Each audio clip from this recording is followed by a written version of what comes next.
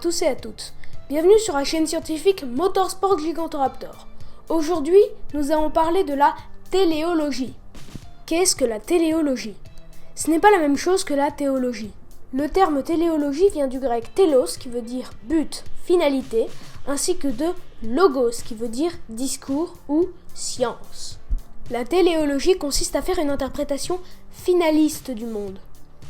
C'est-à-dire regarder le monde comme si la cause de toute chose était une intention. En termes plus simples, la téléologie consiste à dire que la nature a un but précis et que c'est ce but qui gouverne ses actions.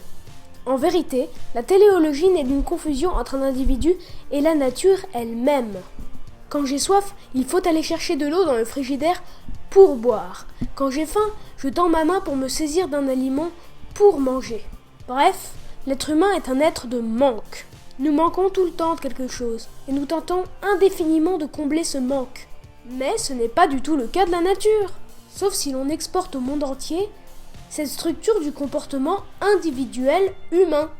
Le fait de dire que le cou des girafes est fait pour manger les plus hautes feuilles des arbres est une déclaration téléologique. Les exemples de ce type sont innombrables. En voici quelques-uns. L'œil du faucon pèlerin est fait pour mieux voir ses proies.